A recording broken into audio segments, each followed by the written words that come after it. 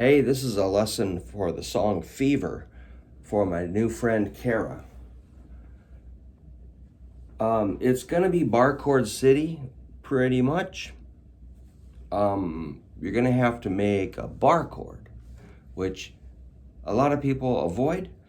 The trick is your index finger's gotta be really straight, super straight. The tendency is for it to bend once you get it on the guitar. You know, like I know you can make your fingers straight, but we're gonna go really flat. See how flat it is? And the thumb is in the back, and that's helping.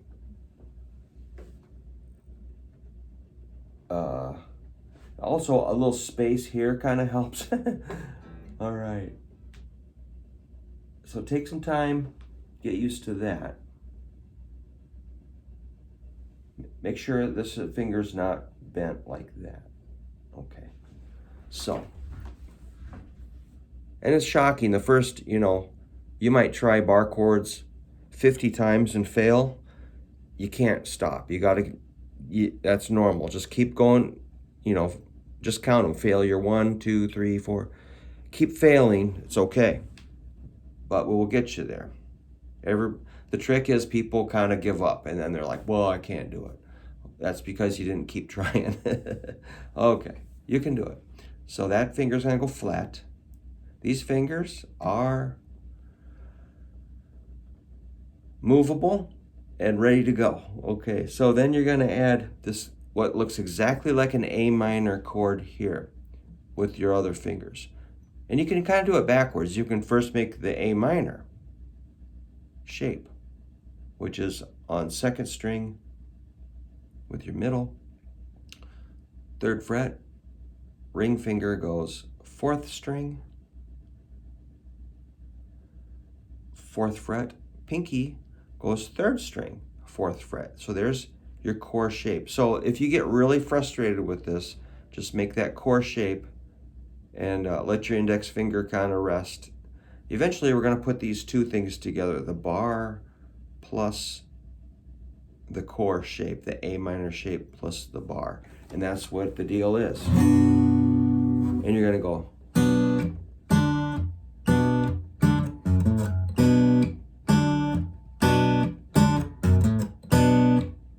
So it seems a little crazy. So thumb is on the A string. These 3 fingers are on 4th, 3rd, and 2nd. So sometimes I'll just sit and squeeze those and feel and make sure I'm getting that, I'm ready to go. So I get a good solid, see how I'm squeezing them, feeling them, making sure I'm all there. And so these 3 fingers come up, the thumb goes down, and you're just basically kind of coming in like this. Thumb's coming up, these fingers are going down. Which is just basically you're making a fist.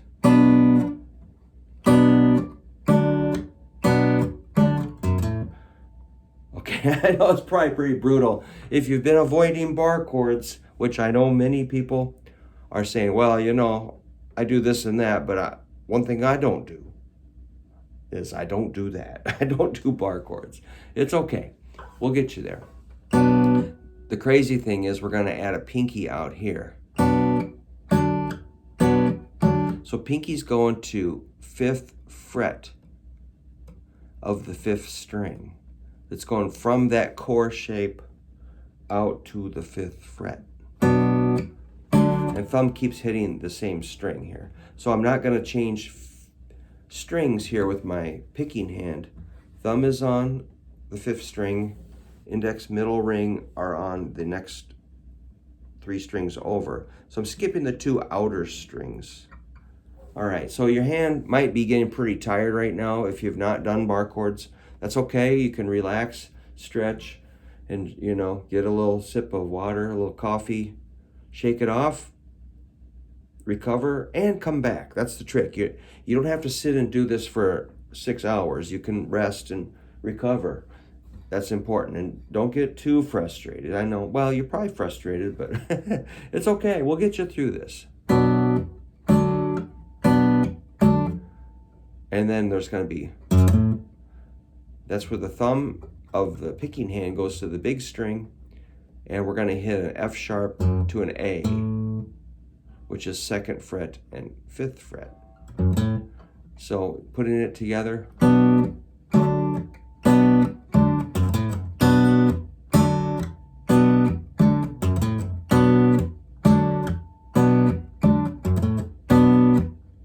Oops, I missed. Yikes, now I forgot. I'm back.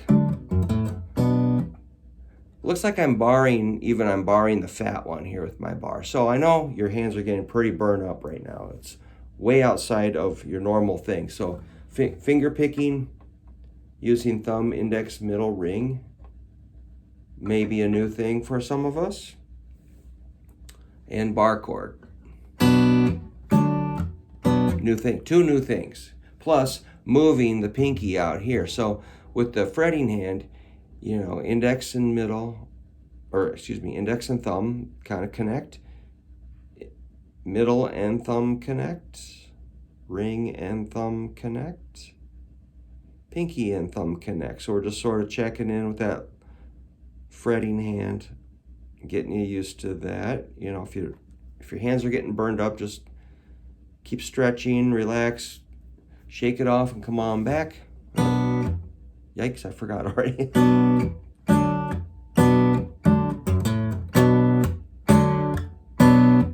I'm really kind of pushing them hard here. With my fretting hand, I'm squeezing pretty hard.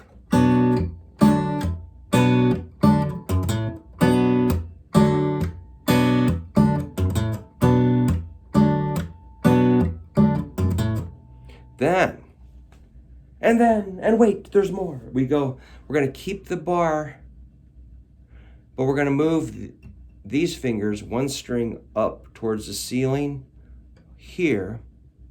So I know it's pretty subtle, but middle goes 1 string over, and ring goes 1 string over. So I was here, now I go here. Hard to see.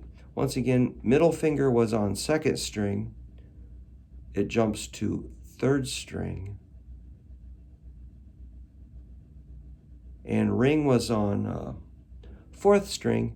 It jumps to 5th string. And that gives you this sound, which is pretty important.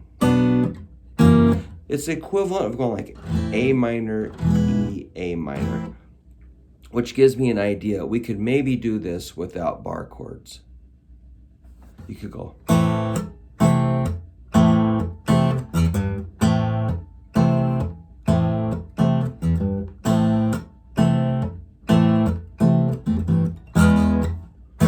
Oops.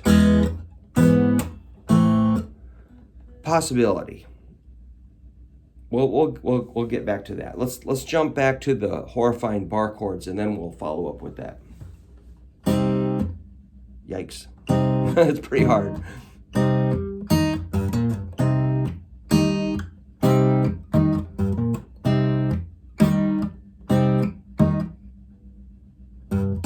So I'm hitting 3, 6 with my index and pinky, and then that.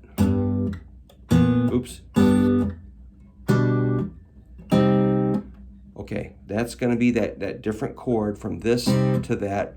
Pinky's out. Now there's kind of a weird chord you got to hit. It's a little passing chord. Means we're kind of moving to the next chord. That's a 7 and a 7 on the 6th and 3rd strings using the ring and the pinky. So once again, ring finger, 7th fret, 6th string, pinky, 7th fret, 3rd string. I'm going to pick those 2. And that sounds kind of edgy and weird. You're like, whoa, are you sure? Yeah, because it's taking you there. So it's between. There was some sort of a was some business with the pinky going like, kind of forgot.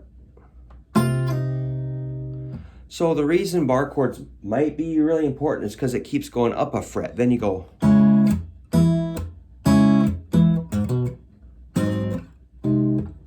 So you do the same geometry 1 fret higher. Then you go 1 more fret.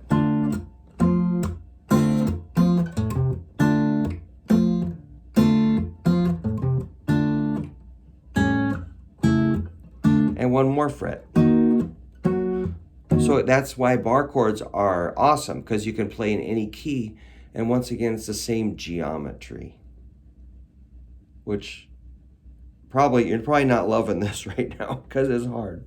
So don't worry if this is totally destroying your whole world of guitar. We'll get you used to bar chording, and then this is probably a longer term project. But once you get in the bar chord club, you're kind of in an elite circle. And so, we can't just let you in. You have to pay your dues to get into the bar chord club. And we've all been through it, most of us. Some avoid it. Some welcome the challenge. Some have, rationale why, not me, I'm not going to do it. But you can do it if you've got reasonably healthy hands. I find that everybody's hands are very similar, yet everybody's got individual, makeup, and some people are like, oh my God, this is simple, but that's like 1 out of 1,000. Most people get really frustrated, and very few people are completely unable to do it. I've really not met too many. Maybe somebody that's got hand injuries or some really bad issue. I had one student that all through we worked with him all through middle school and high school, and all he wanted to play was Nirvana. I'm like, dude, you have to do a bar chord, like a. And he was like, I'm like, well, you gotta press down. That's like year 1, year 2, year 3, year 4, year 5, year 6. Nothing. I'm like, oh my gosh, this guy's never going to get it. But he loved it. He loved guitar lessons. Well, after, I thought, well, I probably won't see him anymore. Well, he ends up coming back to my studio after he got through college. He had a band. He was playing gigs. He wanted to record. All of his songs were bar chords, and he was just killing it. He had really good vocals, really good songs, recorded a whole bunch. He did some touring. He did a bunch of music. He ended up working at he ends up having a really killer career doing something else, but so it took him a while, but it won't take you that long. All right, so there's a little bit of the fever lesson for my new friend Kara.